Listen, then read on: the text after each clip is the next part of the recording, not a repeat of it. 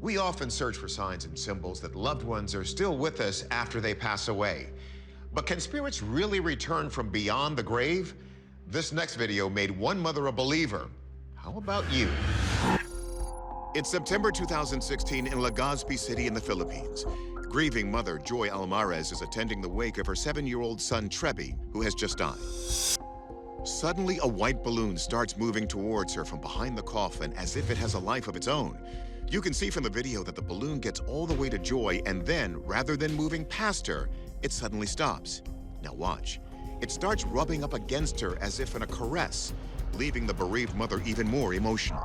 I felt that he was there to comfort me because I was really crying that night. It's like he hugged me. And that's what I felt. I had goosebumps and I kept on crying out loud more because I felt him and I know that's him because he's like that when he's alive. Joy believes this is a miraculous sign her son is sending from the other side, since he always had a special connection with balloons. He really loved balloons since he was really small. Since it's a funeral, I thought it would be good if it's white. I thought of him as angel. The idea that the mother feels intently that this child was communicating with her is known to research in parapsychology. There's a term called after-death communication, or ADC. There are a variety of ways in which these ADCs can occur, not the least of which are physical or symbolic ADCs. According to Psychology Today, up to 3/4 of people grieving a loss report some form of after-death communication. This communication can include seeing the presence of a deceased person, smelling or hearing something associated with them, or, more indirectly, encountering a symbol or animal with some significance to their lives. 1/5 of these ADCs are backed by some sort of evidence, such as sensing a death before knowing it's happened, or multiple people sharing the same experience independently. So is this balloon really a sign from beyond, or is there some earthly explanation for what's happening? Let's ask the experts. Visual engineer and Catholic miracle historian Michael O'Neill has examined the video to assess its authenticity. We selected this image because we have a variety of backgrounds, so we can see any kind of surface effects, edge effects, where we might see a blend if it was done imprecisely. We don't see a lot. Of course, a balloon is a three-dimensional object, so easy in a 3D modeling software to pick the light source of being off to the left-hand corner. O'Neill detects no surface or edge effects, indicating the balloon was digitally added, but has it been physically manipulated?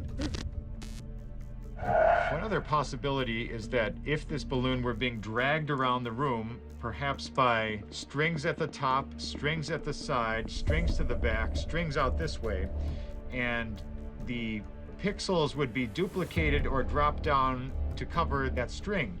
We see no reflections here of any strings, so we assume that there are no strings. Then could it simply be air currents that are moving the balloon through the room? Astrophysicist Dr. Hakeem Oluseyi admits that the balloon does seem to move somewhat erratically. From what's visible, it doesn't seem like there is a really strong source of air current anyway, because if you look at the mother, you look at hair, you look at things other than the balloon, you don't see the effect of a wind that would make the balloon move at that velocity in that very directed way. If it's not air movement, could static electricity be causing this effect? You can imagine someone thinking, if I'm on the opposite side of a room from a balloon and my hair has the opposite electric charge, could I pull that balloon across the room to my hair? And the answer is a definite no. If there was that much static electricity built up between you and the balloon, you'd probably have a big lightning bolt between the two of them. Oluseyi adds that larger objects store more energy during a buildup of static electricity, so a balloon's charge would be relatively weak. So we certainly can't rule out coincidence, a barely perceptible movement of air, plus some level of static attraction as the balloon gets closer to the mother. But it's open to interpretation. The balloon is moving in a way that we would not expect. So that implies something is going on. My natural explanation would be, of course it's a fake, of course, but I can't prove it. Is it divine intervention? Is it somehow the soul hanging on for some extra time before going to heaven? Anything's possible. And as for Joy, That made me believe that there's so much more in this world. There's really spirits, and they're just here with us. Our verdict here, this is an unexplained phenomenon. Though there is a chance this is all staged, there's no proof of that from the forensics. And if a balloon can ease the suffering of a grieving mother, that just might be a miracle in itself. It's November 2nd, 2021, 2 days after Halloween. Luca Botta is driving his delivery truck down a residential street in the suburbs of Nashville, Tennessee. Suddenly, he sees something that makes him pump the brakes, take out his smartphone, and film this. Hey, so out making deliveries, and what is this? Look, it's just floating. Something appears to be floating 30 feet in the air all by itself. And take a closer look. Is that a broom? Luca gets out of his car to investigate. Seriously, it's just floating. What could this be? Luca soon uploads his video to TikTok searching for answers. And according to author Alexis Brooks, everybody has an opinion. There were plenty of comments, everything from amazement to this was a hoax, but Luca maintains that this was an authentic video, it had no photoshopping or whatever. Could it be the time of year that explains this strange phenomenon? There are many people who believe very strongly in ritualistic practices, and this is right around Halloween. It wouldn't surprise me necessarily if maybe there was some, let's just call them experiments going on with those that practice witchcraft. The earliest known image of a witch on a broom dates to 1451 in a French manuscript. Some anthropologists theorize the link between witches and brooms could be rooted in pagan fertility ritual. This is something that is quite common, though it's not talked about. That doesn't mean it's not practiced. In the Wiccan religion, a besom, which is a broom made out of twigs tied around a stick, is said to be used as an instrument of purification to cleanse a space for rituals. Now, whether or not any spells were used to keep this broomstick in our video afloat, that's for our experts to decide.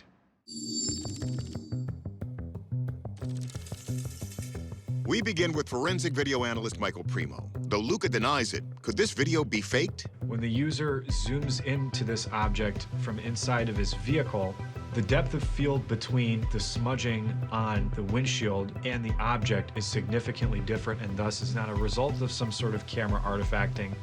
So the object is there. No evidence of any kind of photoshopping or CGI was detected. Next, we take the video to meteorologist Juan Hernandez. Perhaps the weather is a key factor. Are we really looking at a kite? The way that the solar radiation comes into the Earth drives a lot of the processes in the atmosphere that could potentially lead to some minor changes in weather, potential geomagnetic storms that can create enough electromagnetism to cause power outages.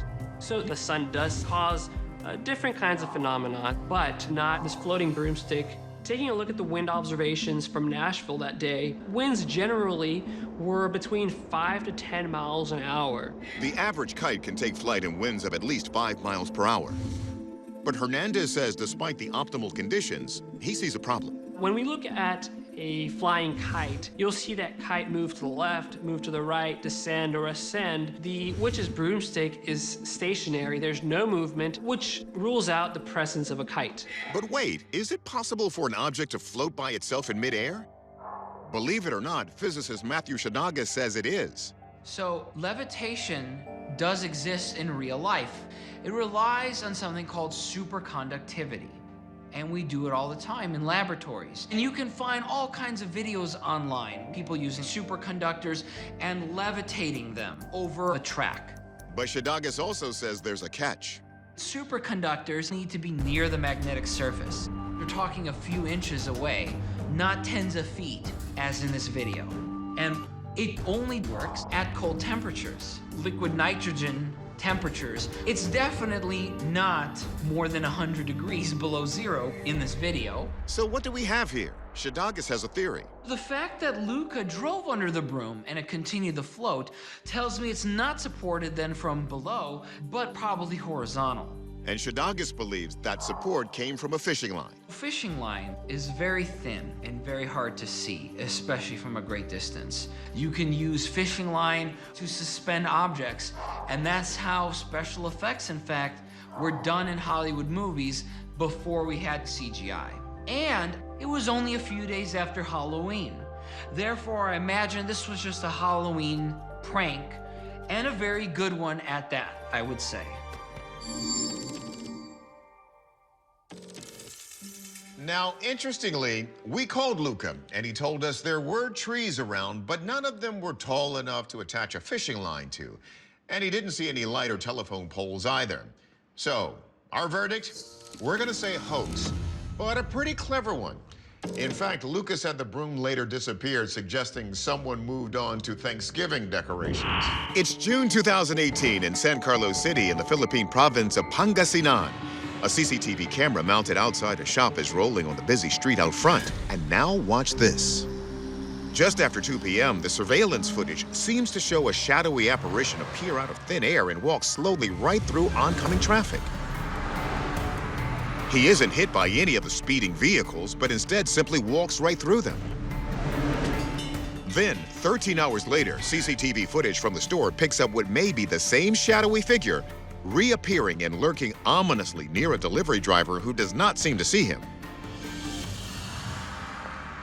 Amy Title says the shopkeepers and other locals were terrified after watching the clips. Some people wonder if this footage hasn't actually finally caught a ghost on camera. That the way it's walking, not interacting with the world at all, is clear proof that it is a ghost.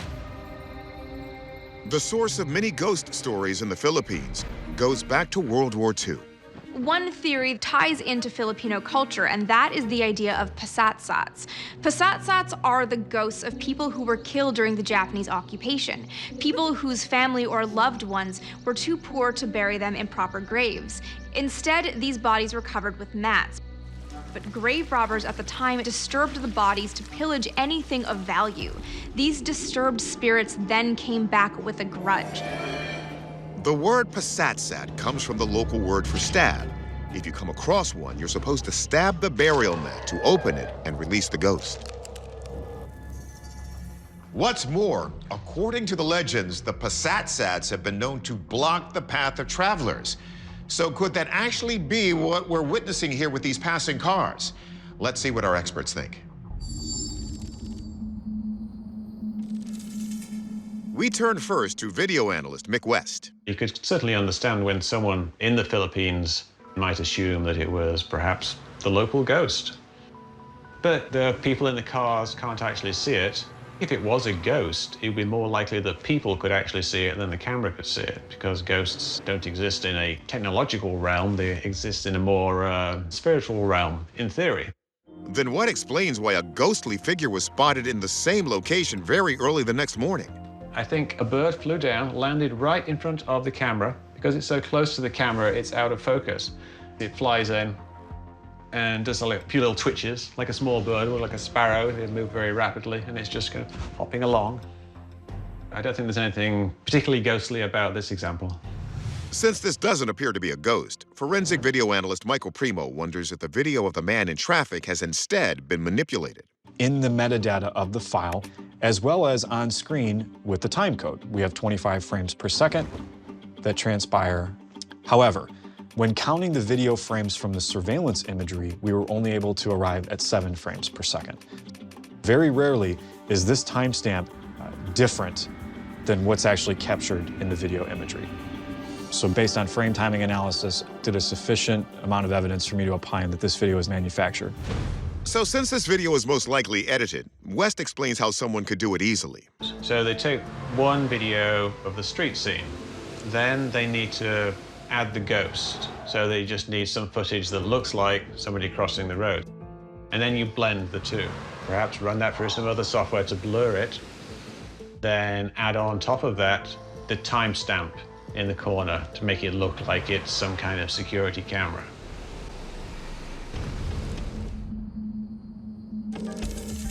Our verdict? This is likely a hoax created with editing software. So this may not be the proof we've been looking for that ghosts are real. But we know plenty of the Filipinos killed in World War II weren't given proper burials. So it's a good place to keep looking. It's late September 2019 in the coastal town of Weston-super-Mare in England. One morning, a local woman wakes up bewildered at what's taking place in her bedroom. She grabs her phone and starts recording. I'm in my bedroom, and I'm looking at the wall. What is this sorcery that is happening. The woman holds up her hand in front of the wall in a state of utter shock. The image is blurry, but you can clearly see her pan the camera as a red car drives past a block of buildings. I am confused at how this is happening. It appears a row of white houses is being projected onto her bedroom wall. They look like perfectly normal residential buildings, except for one thing. They are all upside down. Journalist Amy Title wonders if it's all an illusion. What's really interesting is her curtains are pretty much completely closed. So it could just be a trick of the light. When the video gets posted and goes viral, some suggest the buildings are not of our world, but a nearly identical one, a glimpse into another dimension. Is such a portal even possible? Consider that other dimensions might exist, according to something called string theory. String theory is a theory whereas instead of having atoms as kind of the base layer that creates everything, that everything in the universe is created by one-dimensional strings. These one-dimensional strings, or filaments of energy, are the smallest objects in the universe, and they're said to vibrate in different patterns. And these strings can vibrate against each other and create multiple dimensions. Now, string theory tells us there could be up to 10 or 11 dimensions. So has this woman discovered something big, or is it just another example of other freaky physics? Our experts untangle what's going on. We have a scene from another universe right in someone's bedroom. How is that possible? Theoretical physicist Michio Kaku says something kind of like this is possible theoretically with a wormhole, where two black holes in different universes connect, establishing a doorway between them. But the proof wouldn't look like this. Now, of course, if a black hole or wormhole were to open up in somebody's bedroom, the energy is so great that anyone's bedroom would be sucked inside, never to be seen again. If it's not a bedroom black hole, maybe there's a projector hidden in the room. Video analyst Mick West takes a look. These images are a bit blurry. I think if someone was trying to fake some kind of alternate reality, they would have used a clearer image. We can see that it is actually a projection because she waves her hand and leaves a shadow, so it's not actually something that's added to the video afterwards. So it's not CGI, but could it be a bit of movie magic coming from an electronic projector? That doesn't explain why the image appears upside down. And West says it doesn't match what he sees from the woman's shadow. The projector would have to be behind her for her to cast a shadow on the wall. And what's behind her from that perspective is the window. So the projector would have to be basically where the window is. In the clip, we don't see a projector, but we do see tiny gaps in the curtain. There's just this one small, thin rectangle, a hole, an aperture. And because this is the only way that light can get in, it's acting as what's called a pinhole camera. The term we use for that is camera obscura. As light rays hit an object and then travel through the aperture of a pinhole camera, they project the image of an object upside down. This creates the camera obscura effect. And just to prove it conclusively, West has been able to recreate it. I took this plastic sheet here, and I put it over the window, and it has this little hole in here. And then when I turned the camera around, I could see that there was a projection of my backyard onto the back wall of my garage. And like in the video we saw, I can cast a shadow on it. And here's an image of me walking around, waving this umbrella around, projected onto the back wall of my garage. Our verdict? This is an example of camera obscura from a pinhole camera accidentally made by the window shade. The buildings we see in the image are actually the neighbors' houses from right across the street. We might not have traveled to a new universe, but we got a good lesson in the science of optics. You passed. Class dismissed.